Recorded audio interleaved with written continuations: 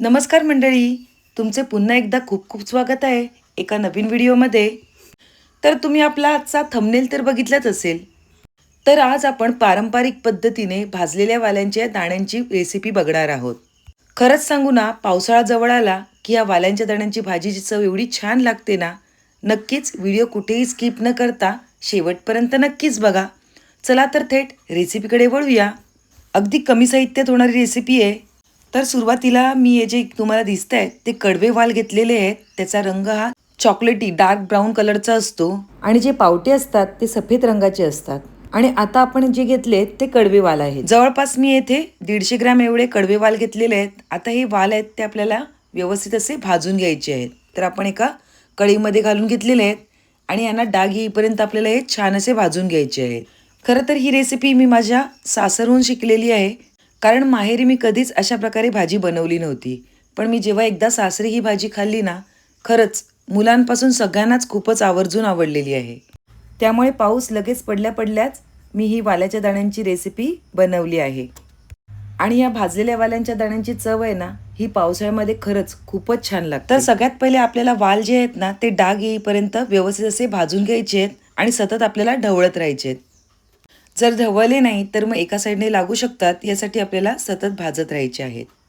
अजून व्यवस्थित वाल भाजले गेले नाहीत. आता तुम्ही इथे बघू शकता वाल तडतडायला लागलेत. फक्त 1 ते 2 मिनिटच आपल्याला आता यामध्ये परतवायचे आहेत आणि लगेचच मग वाल काढून घ्यायचे आहेत. आता इथे आपले परफेक्ट वाल भाजून झालेले आहेत. आता हे जे भाजलेले वाल आहेत ना, ते आपल्याला कुकरमध्ये शिजवून घ्यायचे आहेत. आता हे भाजलेले वाल मी कुकरमध्ये घातलेले आहेत आणि वाल भिजेल आणि त्याच्यावरती थोडंसं पाणी आपल्याला यामध्ये घालून घ्यायचं आहे. थोडं जास्तच पाणी घालायचं आहे कारण की हे वाल व्यवस्थित शिजावे लागतात, तरच या भाजीला छान चव येते. चवीपुरतं थोडं मीठ घालून घेऊया आणि कुकरचं झाकण लावून घेऊया. आता हे वाल शिजायला ना बराच वेळ लागतो, त्यामुळे आपल्याला जवळपास 8 ते 10 शिट्या कुकरला करून घ्यायच्या आहेत.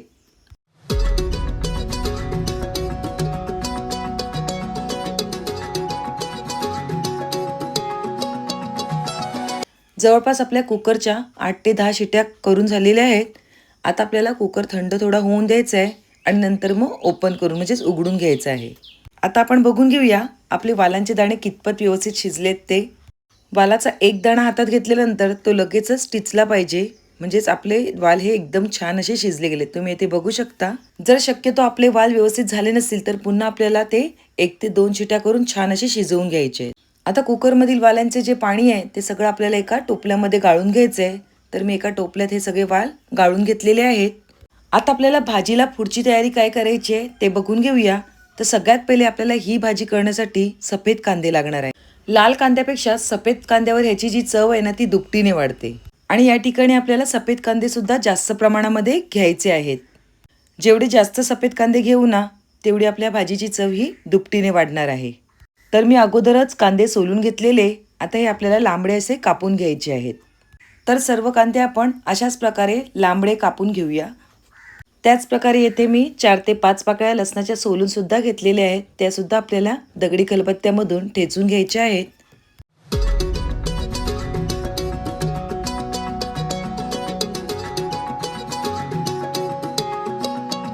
तर अशा प्रकारे आपले सर्व घेतलेले सफेद कांदे हे कापून झालेले आहेत. आता आपण जो घेतलेला लसूण आहे तो सुद्धा दगडी खलबत्त्यामध्ये व्यवस्थित असा ठेचून घ्यायचा आहे. दगडी खलबत्त्यामध्ये ठेचल्यामुळे आपल्या जेवणाला चव सुद्धा खूप छान येते. त्यामुळे आपण येथे दगडी खलबत्त्यामध्ये ठेचून घेतलेला आहे लसूण. तसेच ही भाजी करायला कमीत कमी साहित्य लागतं आणि त्यामध्ये खोबऱ्याचं प्रमाण हे जास्त असतं. कांदा आणि खोबरं ह्याच्यावरच ही भाजी खूप छान तयार होते. तर या ठिकाणी मी एक नारळ फोडून घेतलेला आहे. तो सुद्धा आपल्याला व्यवस्थित असा किसून घ्यायचा आहे. सर्वच खोबरं या ठिकाणी आपल्याला वापरायचं नाही आहे, पण पहिले मी सगळं खोबरं किसून घेतलेलं आहे. चला तर मग भाजीच्या रेसिपीकडे वळूया. सगळ्यात पहिले मी गॅसवर कढई ठेवून घेतलेली आहे आणि त्यामध्ये 3 ते 4 पळ्या तेल घातलेले आहेत. सर्वप्रथम आपल्याला 7 ते 8 दाणे मेथीचे यामध्ये घालून घ्यायचे आहेत आणि तसंच अर्धा चमचा एवढं हिंग घालून घ्यायचं आहे. हे घालून झाल्यानंतर आपण जे ठेचून घेतलेले खलबत्त्यातले लसूण आहे ते यामध्ये घालून घेऊया.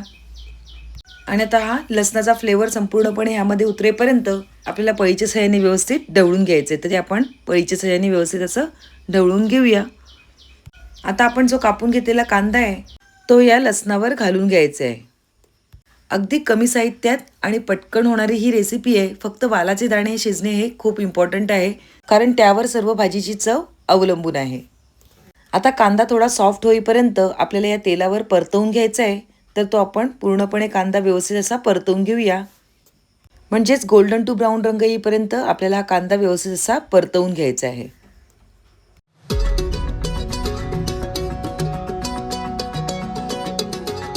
कांद्याचा हलकासा रंग बदललेला आहे. आता यामध्ये आपल्याला हळद घालून घ्यायची आहे. तर अर्धा चमचा एवढी हळद घातलेली आहे. आणि मेन म्हणजे आपला आगरी मसाला, मी जवळपास येथे 1 ते सव्वा चमचा आगरी मसाला घालून घेतलेला आहे. आणि थोडासा म्हणजेच अर्धा चमचा एवढा गरम मसाला घालून घेतला आहे. हे दोन्हीसुद्धा घरगुती बनवलेले मसाले आहेत. आता संपूर्णपणे मसाल्यांचा फ्लेवर मोडेपर्यंत आपल्याला हे व्यवस्थित असं ढवळून घ्यायचं आहे. म्हणजेच काय, तेलावर आपल्याला हे सर्व व्यवस्थित असं परतवून घ्यायचे आहेत. मसाला, हळद आणि गरम मसाला हे छान असे तेलावर परतवून झालेले आहेत. आता आपण उकडून घेतलेले जे वालांचे दाणे आहेत ते यामध्ये घालून घ्यायचे आहेत. आता हे दाणे व्यवस्थित मिक्स होईपर्यंत आपल्याला पळीच्या साहाय्याने हे सर्व व्यवस्थित असं ढवळून घ्यायचं आहे. सर्व व्यवस्थित ढवळून झाल्यानंतर आता आपल्याला यामध्ये चवीपुरतं मीठ घालून घ्यायचं आहे. आपण वालांमध्ये पण थोडंसं मीठ घातलेलं, त्यामुळे मीठ घालताना थोडंसं जपूनच घालायचं आहे. आणि तसेच थोडं गूळसुद्धा घालून घ्यायचं आहे. गुळामुळे ह्या भाजीची जी चव आहे ती दुपटीने वाढते. गुळाचे प्रमाण तुम्ही तुमच्या आवडीनुसार कमी जास्त करू शकता. पुन्हा सर्व भाजी व्यवस्थित मिक्स करून घेऊया आणि 1-2 मिनिटासाठी भाजीवर झाकण ठेवून घेऊया. 2 ते 3 मिनिटानंतर आपली भाजी मस्तपैकी मिळून आलेली आहे. पुन्हा त्यावर व्यवस्थित पळी मारून घेऊया आणि सर्व भाजी एकत्रित एकजीव करून घेऊया. आता मगाशी आपण जो ओला नारळ किसून घेतला आहे त्यातली जवळपास अर्धी वाटी खोबरं मी यामध्ये घालून घेतलेलं आहे. जेवढं खोबरं आणि कांदा जास्त तेवढी आपल्या या भाजीला चव छान येते, त्यामुळे जवळपास अर्धी वाटी खोबरं मी यामध्ये घालून घेतलेलं आहे. आता सर्व भाजी मस्तपैकी एकत्रित एकजीव होईपर्यंत आपल्याला ढवळून घ्यायची आहे. मेन म्हणजे या भाजीमध्ये ना टोमॅटो आणि कोथिंबीर अजिबात टाकायची गरज नाही. आणि ते न टाकता सुद्धा आपल्या भाजीची चव ही दुपटीने वाढते. शिवाय यामध्ये काही आंबटसुद्धा घालायची गरज नाही आहे. तर इथे आपली परफेक्ट वालाच्या दाण्यांची भाजी तयार झालेली आहे. बघितलंत ना, अगदी कमी साहित्यात आणि पटकन होणारी ही भाजी आहे. शिवाय याची चव ही खूपच छान लागते. नक्कीच तुम्ही सुद्धा तुमच्या घरी ट्राय करून बघा. चला तर आपण आपली डिश सर्व करून घेऊया. तर तुम्हाला माझी आजची ही भाजलेल्या वालांची दाण्याची रेसिपी कशी वाटली नक्कीच कमेंटद्वारे कळवा. रेसिपी आवडली असेल तर पटकन एक लाईक करा. तसेच तुमच्या फ्रेंड्स आणि रिलेटिव्हसोबत आपली ही लिंक शेअर करायला अजिबात विसरू नका. पुन्हा एक नवीन रेसिपी घेऊन येऊया. तोपर्यंत बाय बाय. थँक्यू.